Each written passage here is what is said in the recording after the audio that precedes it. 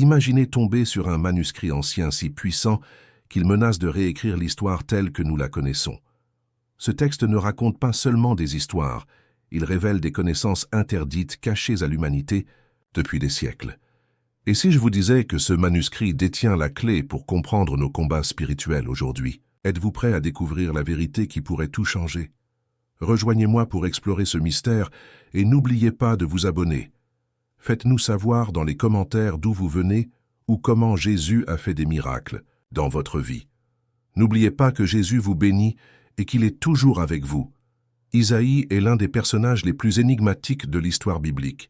Connu comme un prophète à la fois d'espoir et de jugement, ses paroles résonnent à travers les couloirs du temps avec une urgence qui exige notre attention. La vision d'Isaïe transcende son époque, prédisant des événements qui sont pertinents même dans le discours spirituel contemporain. S'engager dans les messages d'Isaïe nécessite une volonté de creuser profondément sous la surface, à la recherche de vérités et d'idées souvent cachées à la vue de tous. La dualité du rôle d'Isaïe se dévoile à travers ces prophéties divinement inspirées dirigées vers deux domaines distincts, l'un rempli d'illumination et d'espoir, l'autre éclipsé par l'avertissement et le péril potentiel. Alors que nous nous aventurons dans les idées prophétiques d'Ésaïe, nous trouvons dans Ésaïe 9:6 une puissante proclamation du Messie à venir. Car un enfant nous est né, un fils nous est donné, et la domination sera sur son épaule. Et son nom sera appelé Admirable, Conseiller, Dieu puissant, Père éternel, Prince de la paix. Ici, l'imagerie est celle de l'espoir et de la rédemption, promettant un phare de lumière dans un monde souvent sombre et tumultueux. Pourtant, les paroles du voyant ne se limitent pas à de simples déclarations d'espoir. Dans Ésaïe 29, 13-14, nous trouvons un avertissement contre la tromperie spirituelle, une mise en garde contre de simples paroles en faveur de la foi, sans un véritable engagement. C'est pourquoi le Seigneur a dit « Car ce peuple s'approche de moi de sa bouche et m'honore de ses lèvres, mais il a éloigné de moi, son cœur et sa crainte à mon égard est enseigné par un précepte d'homme. » Ce message a une pertinence intemporelle, exhortant les individus à examiner leur profondeur spirituelle plutôt que d'être influencés par des expressions superficielles de foi. Certains érudits et traditions religieuses ont avancé des théories suggérant qu'Isaïe aurait également pu prévoir l'émergence d'un faux messie. Les premiers commentaires rabbiniques et esséniens suggèrent que certaines parties des prophéties d'Isaïe pourraient être commodément omises ou réduites au silence au fil du temps. Cette théorie suggère l'existence de rouleaux ou d'écrits d'Isaïe annonçant la montée d'un trompeur, un faux Christ, remettant en cause le chemin tracé par le vrai Messie. De tels documents, s'ils existaient, auraient pu être occultés ou rejetés pour maintenir l'ordre religieux ou pour éviter des controverses susceptibles de déstabiliser les cadres théologiques existants. Cette notion s'aligne sur le récit plus large d'Isaïe, dans lequel il chevauche la frontière entre un avertissement convaincant et une attente pleine d'espoir. La possibilité qu'Isaïe ait pu donner un aperçu de l'émergence subtilement trompeuse d'un faux Messie dresse le portrait d'un prophète parfaitement conscient non seulement des gloires promises par Dieu, mais aussi des ombres trompeuses qui pourraient tenter d'imiter la lumière divine. Se pourrait-il qu'Ésaïe ait prévenu d'événements qui mettraient les fidèles au défi de discerner entre la véritable spiritualité et ses contrefaçons? En réfléchissant à cela, nous devons considérer les implications de ces messages en conjonction avec d'autres récits scripturaires. Le contexte dans lequel Ésaïe parlait était chargé de complexité religieuse et politique, une époque de rois dont le pouvoir était aussi fragile que les feuilles d'automne. Dans un vent violent, les paroles prophétiques adressées à ces rois avaient souvent une double signification et une double signification, signifiant changement, défi et espoir. Les messages d'Isaïe présentaient à la fois une pertinence immédiate pour les auditeurs royaux et des implications à long terme qui préfiguraient un accomplissement messianique. La profondeur et l'étendue de sa vision ont en quelque sorte fait le pont entre les circonstances géopolitiques immédiates et la chronologie divine de l'histoire du salut. En réfléchissant à des notions antérieures, beaucoup suggèrent que quelque chose ou quelqu'un a toujours cherché à brouiller les eaux de la clarté que des prophètes comme Isaïe ont tenté de fournir. La présence énigmatique d'Isaïe dans les Écritures devient un témoignage de ces combats spirituels en cours, à l'époque comme aujourd'hui. Ce double rôle de messager à la fois d'espoir et de tromperie potentielle souligne la profonde responsabilité de ceux qui choisissent de s'engager profondément dans les textes d'Isaïe.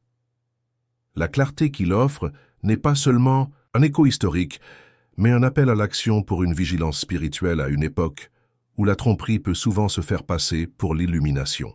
S'adressant directement à ceux qui vivent à la fois dans des périodes de triomphe et de trouble, ces messages résonnent, nous rappelant le pouvoir durable conféré par les mots élaborés sous l'inspiration divine. Isaïe, le prophète, de Deux Rois, est à la fois un phare et un rempart dans un monde où la vérité et le mensonge se confondent parfois dangereusement. Comprendre l'ampleur des révélations d'Isaïe nous invite dans son monde, où les visions prophétiques servent de sentinelles à travers le temps, s'adressant aux rouages les plus intimes de l'histoire et du cœur humain. Son héritage prophétique perdure, poussant les âmes vers la lumière tout en les préservant des ombres, un appel permanent au discernement pour chaque génération en quête de vérité et de direction divine. Dans les versets ombragés d'Isaïe émerge un récit intrigant qui fait écho au spectre peint dans la tapisserie apocalyptique de l'Apocalypse. Ésaïe 14, 12, 14, avec son interprétation traditionnelle comme une référence à la chute de Lucifer, joue de manière inattendue un double rôle, semant le prototype d'un faux messie, une figure trompeuse prête à imiter la gloire divine et à défier l'autorité céleste. Cette section d'Isaïe a historiquement été enveloppée de métaphores et de mystères, reflétant certainement la rébellion de Lucifer, mais une lecture plus approfondie dévoile un modèle prophétique pour ce que les textes eschatologiques de l'Apocalypse reconnaissent comme l'Antéchrist. Le texte d'Isaïe parle d'un être brillant chassé du ciel, faisant écho à un formidable sentiment de grandeur perdue. Comme tu es tombé du ciel, étoile du matin, fils de l'aurore, tu as été jeté sur la terre, toi qui autrefois abattis les nations. Ce détachement de la présence divine est parallèle aux murmures manipulateurs et blasphématoires tout au long de l'histoire, culminant dans la représentation de la bête dans l'Apocalypse. Cette entité présente des traits alarmants, similaires à ceux décrits dans Isaïe, promettant l'ascension au statut et au pouvoir divin, mais dans le but sinistre d'usurper la suprématie de Dieu. Un angle fascinant à explorer est la convergence de la vision ancienne d'Isaïe et du déploiement prophétique de l'Apocalypse, en particulier dans la représentation de la bête, une créature qui accomplit de faux miracles et blasphèmes, s'élevant de manière trompeuse. Cela s'aligne parfaitement avec le récit d'Isaïe, dénouant un fil narratif d'êtres imitant la divinité pour tromper l'humanité, une tromperie cosmique qui déforme la réalité spirituelle et tente les imprudents sur des chemins d'obscurité déguisés en illumination. De plus, Ésaïe 28, 15 ajoute une couche convaincante à ce récit avec sa référence inquiétante à une alliance avec la mort. Cette alliance, interprétée comme un pacte ou une alliance, suggère la formation d'accords impies à l'échelle mondiale. De telles alliances seraient dirigées par une figure de l'Antéchrist, un leader mondial qui, dans le royaume prophétique d'Isaïe, imite l'accomplissement prophétique pour dissimuler ses intentions insidieuses. Alors que nous passons à Apocalypse 13, nous voyons cette alliance se matérialiser à travers l'établissement de l'autorité et du pouvoir sur les nations, une perversion de la règle divine à travers des tromperies miraculeuses qui captivent et lient l'humanité.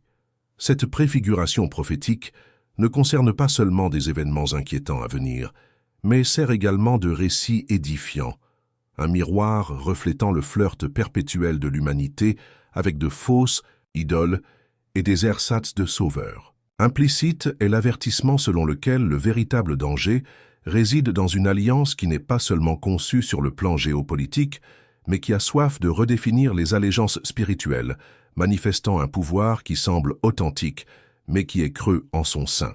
Alors que chaque couche des prophéties d'Isaïe s'efface, nous constatons que l'anticipation d'un faux Messie s'intègre parfaitement dans son paysage visionnaire tumultueux. Un double récit de promesses et d'avertissements divins, chacun ayant une pertinence intemporelle. L'histoire de la tromperie et le glamour d'une intervention apparemment divine séduisent, en particulier lorsqu'ils sont suivis aveuglément. Le texte appelle à la vigilance contre de telles illusions, à une conscience persistante de la vérité sous couvert de gloire.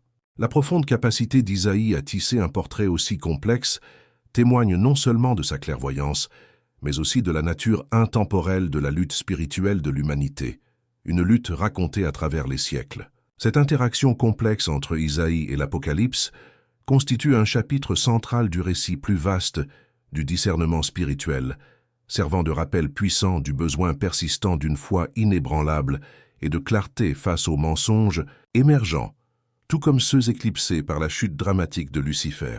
En examinant ces passages de près, nous découvrons que la véritable bataille n'est pas seulement celle de conflits potentiels futurs, mais celle d'un conflit éminent en nous, tournant autour du discernement, de la vérité et de la reconnaissance du divin au milieu des ombres.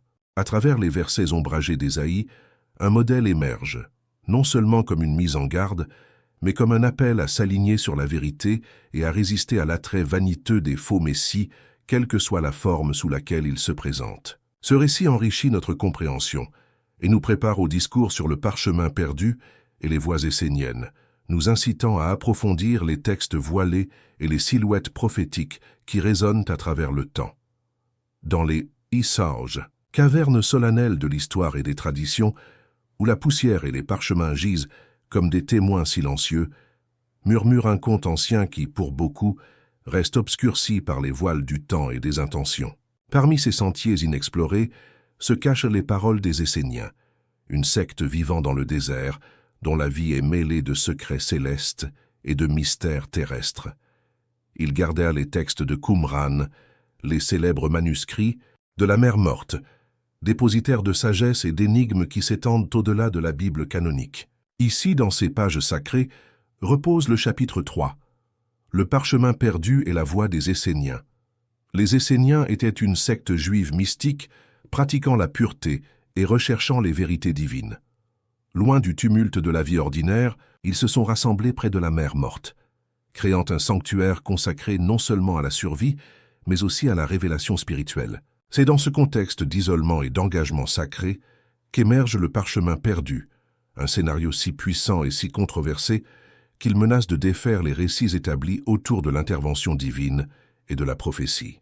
Au sein de leur communauté, les Esséniens détenaient une riche tradition orale et écrite, manifestée dans leurs écrits complexes.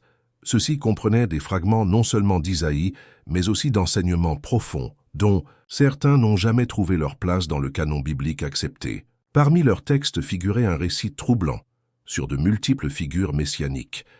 Alors que le judaïsme dominant attendait un messie singulier, les Esséniens parlèrent de doubles possibilités, élaborant des histoires qui dansaient entre espoir et appréhension. La notion de figure messianique multiple n'était pas seulement une fantaisie ésotérique, mais un élément fondamental du système de croyance essénienne. Pour eux, le divin n'était pas révélé à travers une seule lentille, mais plutôt à travers un éventail de personnalités et d'objectifs. Parmi ces personnages se trouvait le Messie attendu d'Aaron et d'Israël, une incarnation sacerdotale et royale du salut divin. Pourtant, dans l'ombre de ces attentes vivait une autre possibilité, le faux Messie. Le parchemin perdu, comme le suggèrent les traditions orales juives, aurait représenté un personnage enveloppé de droiture, mais poussé par la tromperie, un sauveur paradoxal remplissant peut-être l'apparence d'un antichrist. Ce personnage, tout en portant l'apparence d'une divinité, finirait par égarer l'humanité, incarnant la discorde prédite par les prophètes dans des avertissements feutrés et des versets énigmatiques. Dans ce récit, le supposé Antichrist se tiendrait devant le monde paré de promesses salvifiques, attirant les nations et les dirigeants vers une union trompeuse, une alliance reflétant l'alliance avec la mort d'Isaïe. Cela soulève la question de savoir pourquoi des textes et récits aussi pertinents ont été supprimés. La réponse réside dans le sol turbulent de l'autorité religieuse et de l'instinct humain de préserver l'ordre cosmique. Pour l'élite religieuse de l'époque, l'introduction d'un faux messie, un concept qui résume peut-être celui d'un antichrist, représentait une menace stupéfiante. Admettre de tels récits pourrait déstabiliser les croyances fondamentales, démêlant la délicate tapisserie qui unissait les fidèles ensemble. Lorsque des textes anciens présentent des idées puissantes qui remettent en question les croyances établies, ils risquent d'être voués à l'oubli ou modifiés pour s'adapter aux doctrines dominantes. C'est un fil conducteur dans les annales de l'histoire religieuse, où contrôle et clarté se croisent dans une lutte pour la domination spirituelle. La connaissance d'un troisième Messie trompeur pourrait potentiellement détruire des siècles de foi, conduisant au chaos et à la confusion, assombrissant l'espoir par la terreur. La notion de répression devient donc autant une gardienne de l'ordre qu'une sentinelle contre le chaos. Pourtant, cela invite à un examen minutieux, une invitation à regarder derrière le voile, à découvrir les vérités enfouies dans le sable et le silence, des vérités qui pourraient remodeler notre compréhension des prophéties messianiques. Alors que nous unissons les récits des manuscrits de la mer morte et les allusions trompeuses entremêlées dans leurs métaphores, l'image émerge d'un monde au bord d'une révélation divine et d'une mauvaise orientation. Les Sda, échos obsédants de ces révélations, nous appellent à reconnaître les lignes subtiles qui distinguent le sauveur du trompeur, un thème qui se poursuit dans les murmures des prophéties d'Isaïe. En tissant les idées des Esséniens avec les prophéties canoniques, comme celles d'Isaïe, une tapisserie d'intrigues spirituelles nous enveloppe. Les avertissements qui y sont contenus résonnent avec importance, un rappel intemporel du discernement. Ici, dans les rouleaux désertés et les vérités murmurées, se trouve un défi, reconnaître et protéger nos âmes contre la séduction de demi-vérités déguisées en délivrance. La voix des Esséniens résonne encore, leurs idées mystérieuses, servant de guide à ceux qui sont prêts à écouter au milieu des clameurs de l'histoire. En embrassant ces récits perdus, dont les échos continuent de se répercuter autour de nous, nous sommes doucement invités à rester vigilants, à percevoir au-delà de l'apparent et à rester fermes face à la marée montante de tromperie qui était, et sera peut-être, une partie de notre saga spirituelle en cours. La voix prophétique d'Ésaïe résonne à travers les âges, un phare de sagesse et de prudence, en particulier dans les paroles énigmatiques d'Ésaïe 66, 3, 4. Ces versets dévoilent le péril qui attend ceux qui sont induits en erreur par la séduction d'un faux messie.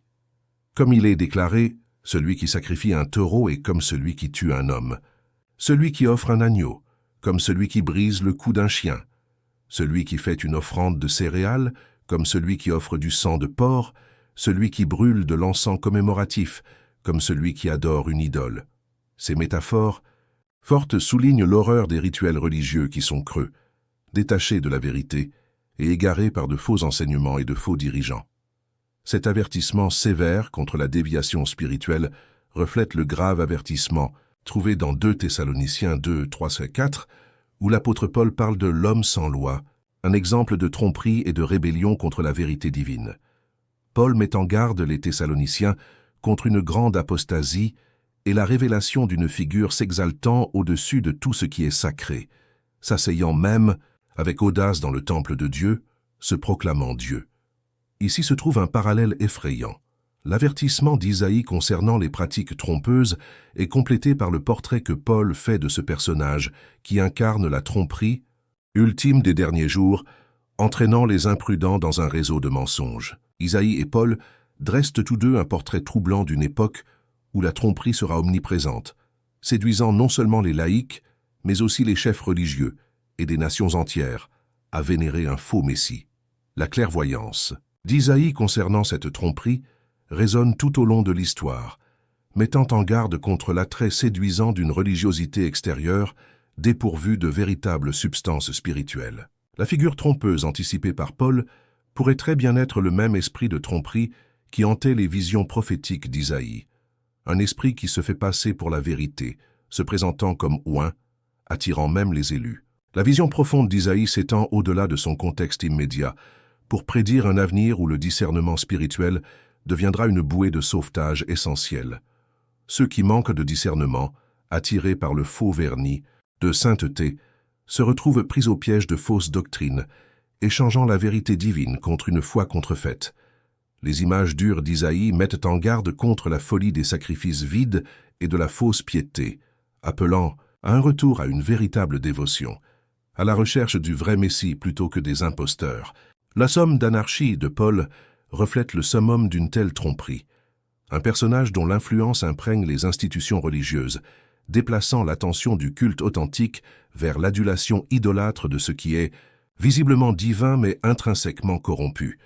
Cette convergence des idées prophétiques d'Isaïe et de Paul sert d'alarme spirituelle, résonnant à travers les couloirs du temps, incitant à la vigilance et à la préparation pour ce qui est à venir. À l'ère de l'information omniprésente et de la désinformation omniprésente, l'avertissement de ces voix prophétiques sonne plus vrai que jamais. Cela résonne dans notre paysage complexe, rempli de voix d'autorité qui peuvent ou non avoir du contenu. Le pouvoir de séduction de la tromperie réside dans son apparence, porter le masque de l'authenticité, offrir du réconfort dans la familiarité, tout en détachant l'âme de l'essence de la vérité divine. L'appel à l'action est clair et inébranlable.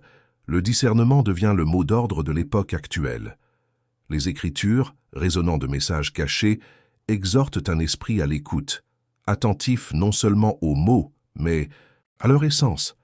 Alors que nous étudions ces textes anciens, que l'avertissement d'Isaïe et l'exhortation de Paul soient un appel à l'auto-examen et à la préparation spirituelle. Dans le récit du combat spirituel, le discernement nécessaire pour séparer le vrai Messie des imposteurs trompeurs devient notre défense la plus vitale. Se tourner vers la parole de Dieu pour plus de clarté et rechercher les conseils du Saint-Esprit dans la pratique spirituelle quotidienne devient essentiel. Le défi consiste à favoriser une relation intime avec l'Écriture, une relation qui transcende les frontières dogmatiques et ouvre l'âme à la sagesse divine. L'avertissement d'Ésaïe et la perspicacité prophétique de Paul nous poussent à l'action, provoquant une réponse déclarative contre la complaisance, nous incitant à rechercher la vérité sous le vernis. L'attrait trompeur du faux Messie n'est pas un événement isolé dans la prophétie. C'est une condition spirituelle, un test de fidélité à la vérité immuable de Dieu. À mesure que l'histoire se déroule et que les prophéties convergent, il devient primordial de nous ancrer dans une foi inébranlable, de discerner au milieu des ombres et d'embrasser la vérité qui libère. Le dernier avertissement d'Isaïe se transforme ainsi en un testament intemporel, un phare spirituel nous guidant à travers les voiles de la tromperie vers la vérité radieuse du vrai Messie.